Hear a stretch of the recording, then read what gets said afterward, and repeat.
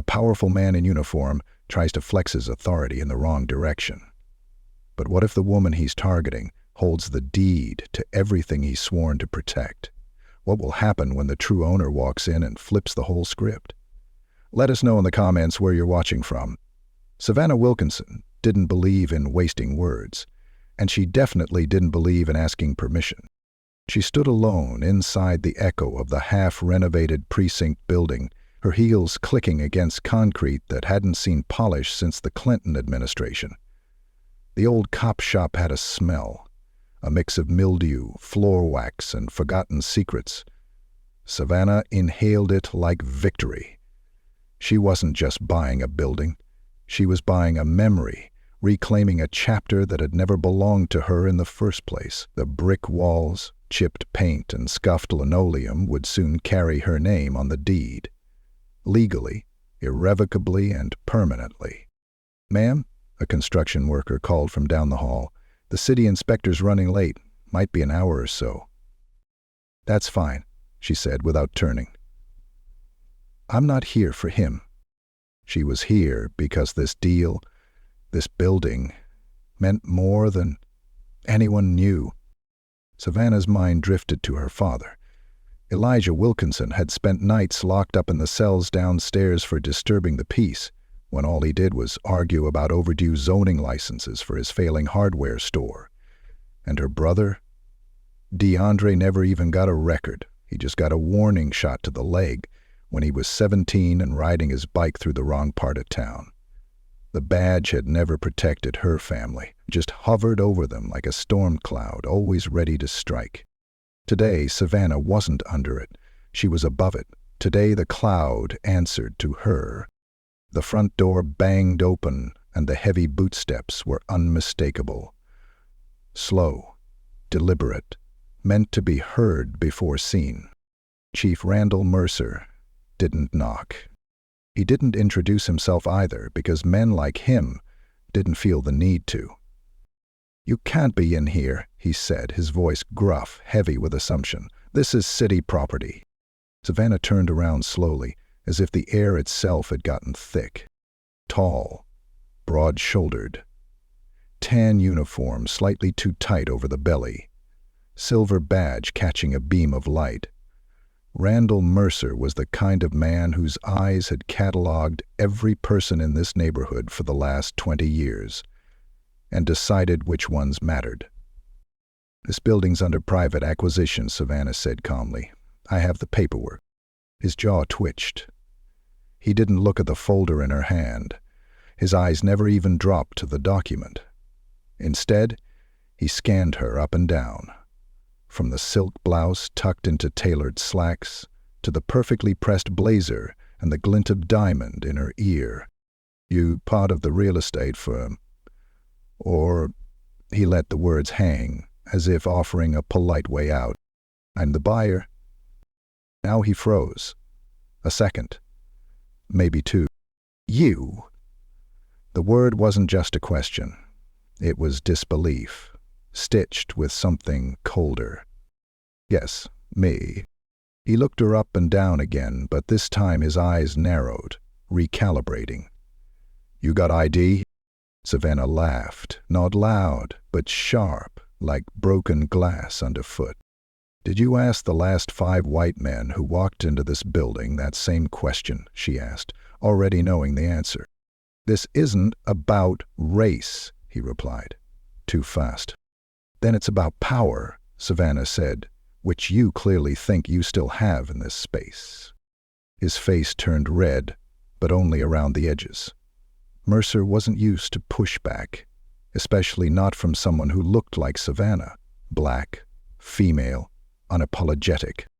"Look, I've got officers coming by here soon for transition planning. This building's still operational." She raised an eyebrow. "Not for long." Her phone buzzed. She held up a hand and answered. "Yes, I'm with him now," she said, her eyes locked on his. "No, he hasn't seen the final transfer notice yet." "Uh-huh. Effective tomorrow. Perfect." She hung up. Mercer looked like he was choking on silence.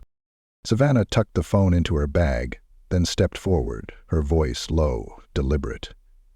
"Let me explain this to you in case your ego's louder than your common sense. I'm not asking you to vacate this place. I'm telling you that your time here is up.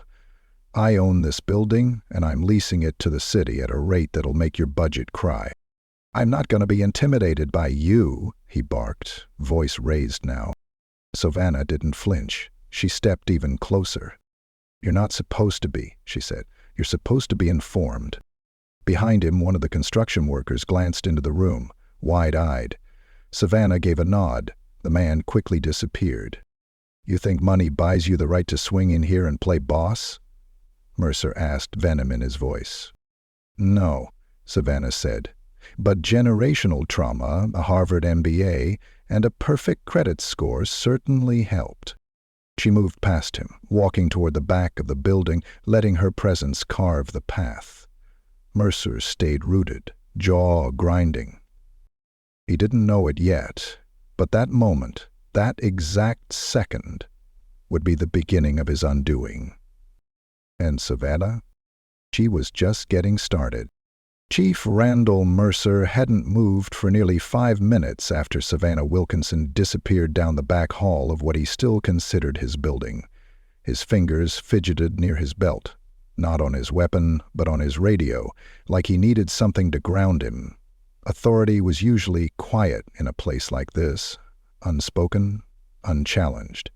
But that woman had just walked in and cracked it wide open, with a voice smoother than silk and harder than concrete. He finally turned and marched out the front door, muttering to himself as he went. The sun caught the glint on his badge again, but it didn't shine quite the same way it did an hour ago. He drove aimlessly at first. Past the old diner where his guys used to get free coffee. Past the barber shop where he never paid the full price. These places still nodded when he walked in, but the respect had thinned out in recent years. Not because of anything he'd done, at least not in his mind. It was the world, softening, demanding reform, inclusivity, equity. He could barely say the words without rolling his eyes. What Savannah Wilkinson represented made his throat tight, not because she was black, or because she was a woman. No, it was because she was poised, educated, elegant. Everything he'd spent a career pretending didn't exist outside of carefully controlled exceptions. She didn't beg. She didn't explain. She just owned. And he hated how much that rattled him. He pulled into the station parking lot, even though he didn't need to be there. Inside, the front desk sergeant, Cruz, looked up from her paperwork. "You look like you saw a ghost, Chief." "Just had a conversation with someone who thinks they run the city." "Oh," she said. "Mayor again?" "Worse," he muttered. "Some real estate hotshot thinks she bought the precinct building, claims she's taking over the lease." Cruz blinked. "Wait, you mean Savannah Wilkinson?" Randall narrowed his eyes. "You know her?" "Everyone in this city knows her, Chief. She owns Wilkinson Wellness, 3 locations in the state. Didn't she just do a TED Talk last month about revitalizing inner-city infrastructure?" He stared. Cruz just sipped her coffee, like this was common knowledge. "Didn't realize you were this behind," she added under her breath. That stung. Back at the temporary command room, a cheap setup in City Hall's basement since the renovations began, Savannah sat with her assistant, a tablet in front of her and files spread out across the table. The assistant, Darren, clicked his pen nervously. "He's going to push back harder," Darren said. "You know that, right?" Savannah didn't look up. "He's already pushing. That's how you know the wall's getting ready to fall. What if he stalls the paperwork, uses his influence with the city board? Then we go over his head." Darren leaned forward. "Sav, Randall Mercer isn't just some old-school police chief. He's entrenched. He's got favors going back decades." Savannah looked up now, calm but sharp. "Then we bring receipts." She reached into her briefcase and pulled out an envelope, thick, sealed in red and embossed with a law firm's logo. Inside were records, budget irregularities, unfiled citations, city reimbursement forms for training trips that never happened. She hadn't come to this negotiation unarmed. "I wasn't joking when I said I did my homework," she said. "I didn't just buy a building. I bought leverage." Darren let out a low whistle. "You planning to blackmail a police chief?" "No. I'm planning to remind him that systems only protect those who stay within them." He's already leaking out the edges. Later that evening, Savannah walked into her childhood home. Her mother, Patrice Wilkinson, was in the kitchen, stirring something fragrant on the stove. "You look tired," Patrice said without turning. "Tired, but dangerous." Savannah laughed and kissed her mother on the cheek. "You always know. I always raised." They sat down for dinner like they hadn't just upended a city's hierarchy earlier that day. Patrice looked at her daughter over her glasses. "You know he'll come for you sideways. Men like that don't like to be embarrassed, especially not by someone they didn't see coming." "I'm counting on it." Her mother took a slow bite of cornbread, then nodded. "Good, because I'm done watching you play small." Savannah felt a quiet bloom of warmth behind her stern posture. Not many things unsettled her, but approval from her mother still made her feel 10 years old. "Do you remember when Dad got arrested?" Savannah asked, out of nowhere. Patrice sighed. "Which time?" "The last one. Over that protest outside City Hall. They said he was blocking traffic." "Was standing on the sidewalk," Patrice said. "Didn't matter. They didn't want his voice being heard." Savannah looked down. "That's what I kept thinking about today. When Mercer showed up. How calm he was, how sure of himself. It's like nothing's changed." Patrice reached across the table and took her daughter's hand. "Everything's changed, baby," she said. "You're the one in the building now." Savannah didn't cry. She didn't need to. But a part of her, the little girl who had watched her father be cuffed for speaking the truth, finally exhaled. Across town, Mercer stood in his garage, a beer in one hand and his old commendation plaques in the other. He hadn't looked at them in years. 30 years of service, 30 years of order. Now, some woman with business cards and backup plans was rewriting the script. He pulled his phone from his pocket and stared at a contact he hadn't called in a while. "Mike," he said when the voice answered, "I need a favor, one of those off-the-record kind." He wasn't going to lose this war. Not to her. Not without reminding her what kind of city she was walking into. Savannah Wilkinson's name started showing up where it hadn't before. In whispered conversations behind office doors, in complaint memos filed with just enough ambiguity to be dangerous, in the kind of anonymous calls that mysteriously landed on the desks of zoning inspectors, IRS auditors, and journalists who owed favors. It didn't take long to notice the shift. Her assistant Darren showed up to her office one morning with eyes wide and jaw tight. "Luzzy, they flagged our 2019 financials," he said. "Claim there's a discrepancy in the contractor fees for the Denver location." Savannah didn't even blink. "There isn't?" "I know. But someone wants to make it look like there is." She closed her laptop and stood up. Calm, tall, sharper than ever. "That means we're winning," she said. "If they're not playing fair, it's because they're out of legal tools." Darren nodded, but he still looked spooked. "And the building?" she asked. He hesitated. "Construction crews reported a city officer came by last night. No name, no badge, just asked a lot of questions, took pictures." She stared through the window of her office, into the early morning haze settling over the city skyline. "It's Mercer," she said. "It doesn't work." "It wouldn't be dumb enough to—" "He's not dumb. He's old school. That means he doesn't document the dirty work." She turned back to Darren. He's trying to rattle the cage. See if I'll back down." Darren looked at her for a moment before speaking, quietly. Savannah's voice was a whisper. "Never." 2 days later, the whisper campaign turned into a growl. A call from her mother came mid-meeting. "Honey, there are 2 men in uniform standing outside the house," Patrice said. "They say they're here about a noise complaint, but there's nothing going on here." Savannah stood up so fast her chair tipped back. "Don't open the door. I'm on my way." When she arrived, the 2 officers were still there, arms crossed, shifting awkwardly under her glare. "Officers," Savannah said coolly, stepping between them and her mother's porch, "what exactly are you doing here?" The older of the 2 cleared his throat. "Just responding to a call. Said there was a disturbance here last night." Patrice folded her arms, unimpressed. "I've lived in this house for 41 years and haven't even turned the TV past volume 20. Don't insult me." Savannah leaned in just slightly, just enough for the badge numbers to reflect in her sunglasses. "This is your warning. Next time you show up without real cause, you'll be answering to a civil attorney and a 6-figure harassment lawsuit." The younger officer shifted again. "Sorry, ma'am. Just doing our jobs."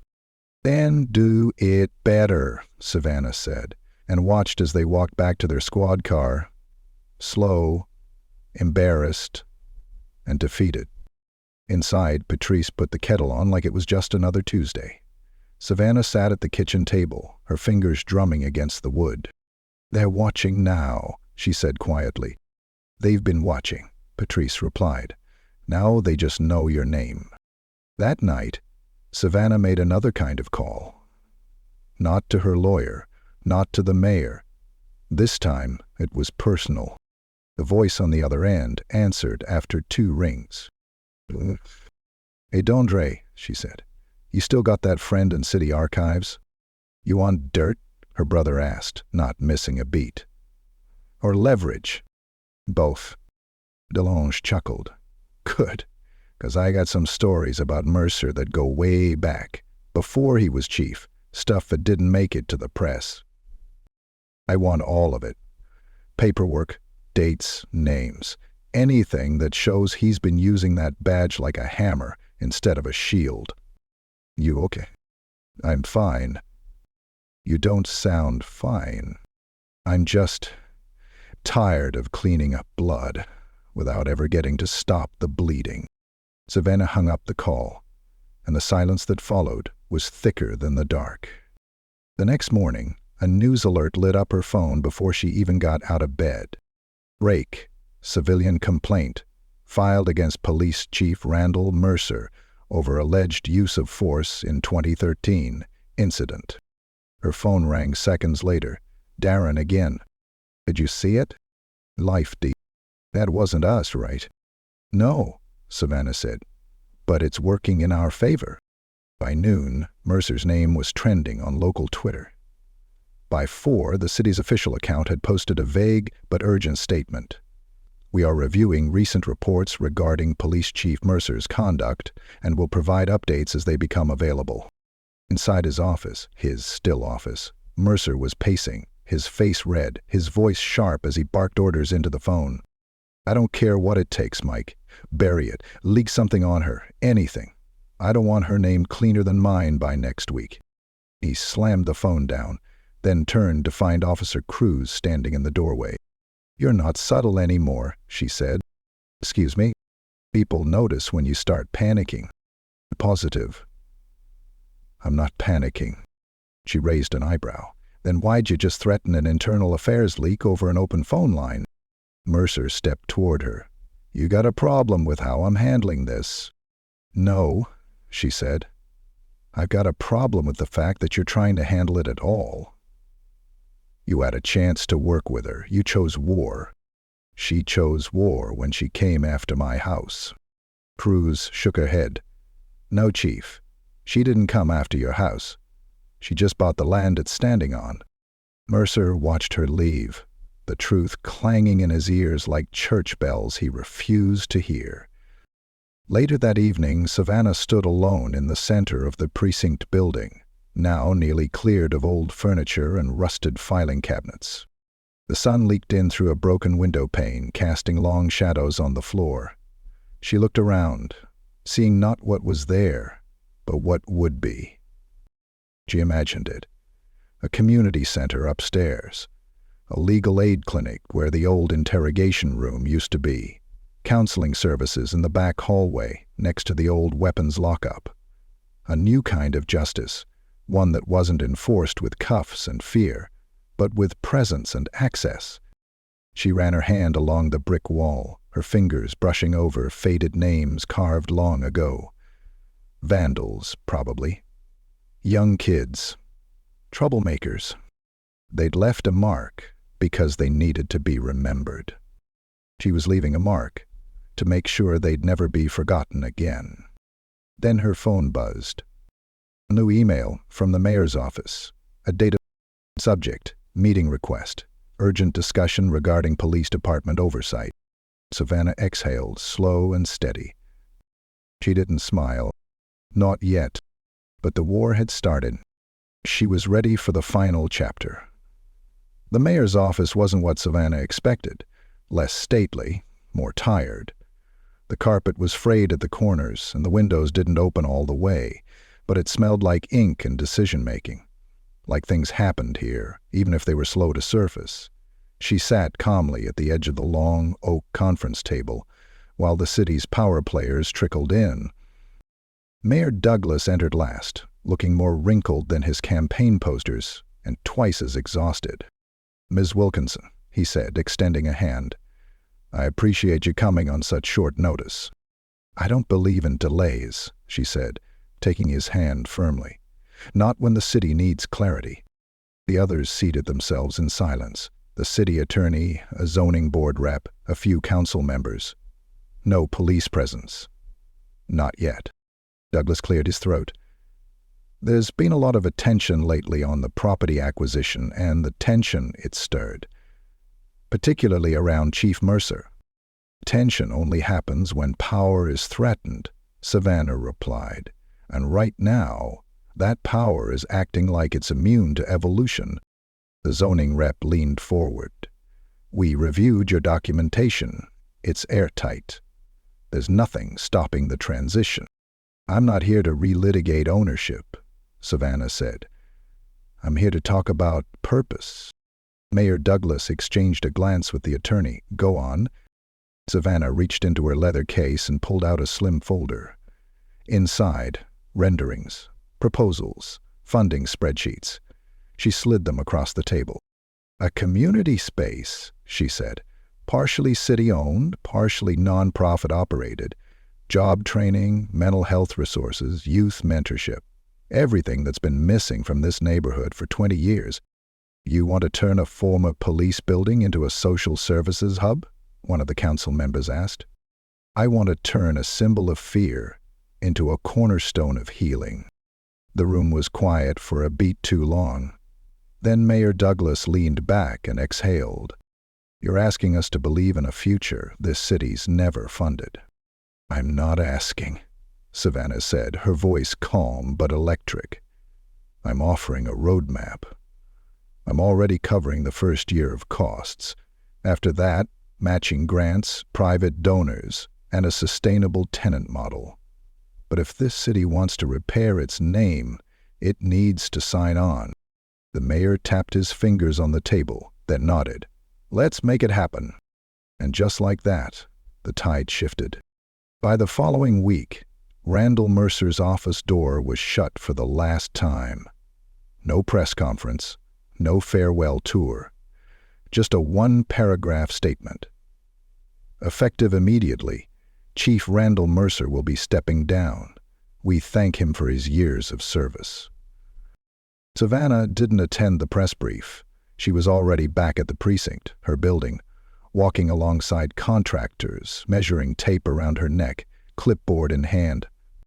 Darren kept pace with her, grinning. "You really did it," he said. "No," Savannah said. "We did." The building's transformation began with small things. Fresh paint over decades of grime. The bulletproof glass at the front desk came down first, replaced with an open welcome area. The holding cells were gutted. The metal bars sold off to a recycling facility that melted them into scrap for children's playgrounds. Poetic justice. The grand opening was set for the first Saturday in June. The sun came out early, like it had something to prove. There were booths lining the sidewalk, food trucks pumping out the smell of grilled jerk chicken and fresh lemonade, and music carried on the breeze. Not loud, not staged, just part of the atmosphere. Patrice stood at the entrance, wearing a soft purple dress and a wide-brimmed hat. She hadn't smiled this much in years. Savannah took the mic just after noon. The crowd quieted, not out of formality but out of genuine interest. "This used to be a place where fear lived," she said, her voice steady and warm. "A place where some of us were reminded not of safety, but of silence. Today, it becomes something new, a space to be seen, to be heard, to belong." Applause erupted. It wasn't polite. It was real. DeAndre was there too, helping usher in a group of high school kids from their volunteer corps. One of the girls tugged at his sleeve and pointed at Savannah. "Is that your sister?" He smiled. "That's her sister now." In one of the new community rooms, formerly Interrogation Room B, two young boys sat cross-legged on the floor, coloring, while a volunteer read aloud from a book about civil rights heroes. The walls had been painted bright green, the windows cleaned for the first time in years. There were fresh rugs, bean bags, and shelves stacked with supplies. One of the boys looked up and whispered, "I want to come here every day." Savannah stood in the hallway, watching unseen. Her heart tightened at the sound of it. Later that afternoon, as the event wound down and families strolled home with free books and paper bags full of fresh fruit, Savannah sat alone in what used to be the chief's office. The furniture was gone. Only a single photo hung on the wall, a framed shot of the new community staff taken that morning. It replaced the old lineup of white uniformed men that once stared down from this same spot. She ran her hand over the windowsill, feeling the grooves where the old paint still hadn't been fully sanded down. Imperfect. Honest. A soft knock came at the door. It was Cruz. "I didn't know if you'd want visitors," she said. "You're not a visitor," Savannah replied. "You were always on the right side of this." Cruz nodded, stepped inside. "I filed my transfer papers," she said. "I'm moving to the Community Policing Division, the new one." Savannah stood. "Good." Cruz smiled.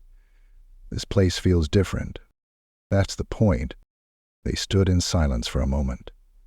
Two women who had once circled opposite truths, now facing the same direction. "You know," Cruz added, "he really thought he could scare you out of here." "He wasn't wrong," Savannah said. "He just didn't realize I don't scare easy." Outside, laughter floated in from the garden, where kids played hopscotch over old chalk outlines turned into bright mosaics. Savannah walked out of the office, down the freshly polished hallway, and stepped into the light. The precinct was no longer a building with a past. It was a future with open doors. And she was no longer just a woman trying to reclaim something. She had built something no one could ever take away. Not with badges, not with power, not even with fear, just one footstep at a time, until the ground itself answered to her name.